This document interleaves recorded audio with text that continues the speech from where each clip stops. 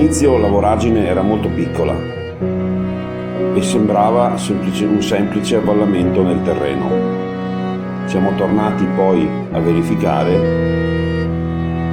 e il foro ha continuato ad allargarsi, tanto da inghiottire piante, siepi e una piccola roggia.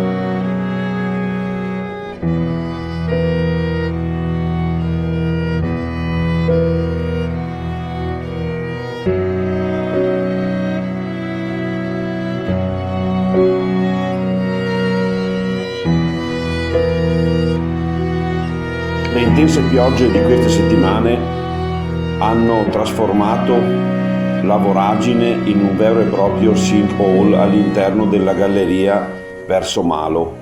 La preoccupazione dei residenti è altissima, poiché a poche centinaia di metri vi sono le abitazioni e le case di una serie di famiglie che verranno attraversate dal tracciato.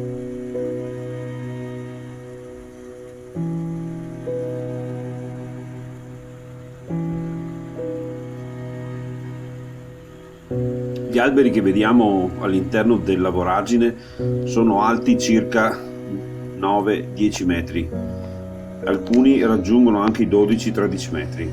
Il foro appare essere profondo oltre una ventina di metri. La situazione è molto pericolosa per il continuo scorrere delle acque superficiali all'interno del tunnel.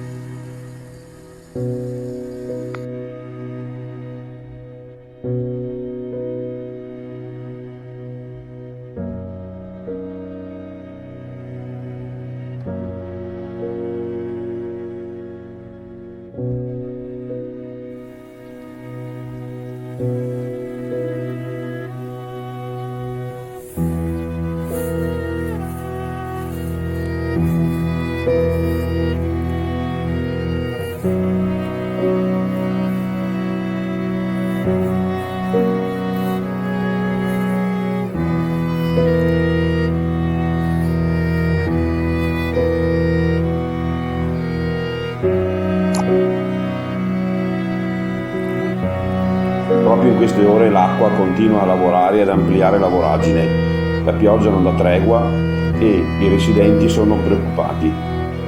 Si vedono infatti le abitazioni sullo sfondo e speriamo che il cantiere tenga conto del pericolo che sta causando alle abitazioni sotto al colle palazzo. Già altre volte abbiamo assistito a crolli ed alluvioni all'interno della Pedemontana, nel 2017 con il primo crollo del tunnel Malo-Castelgomberto, quest'estate nel 2019 con il crollo del ponte canale a Trevignano e il successivo allagamento della trincea con lo sversamento di grandi quantità di ghiaia dovute alle piogge a Montebelluna. Le alluvioni hanno poi caratterizzato il tratto di trincea ad Alte di Montecchio Maggiore nei pressi del casello dell'A4. Sembra che le manutenzioni e le sottovalutazioni geologiche siano il grande problema della Pedemontana veneta.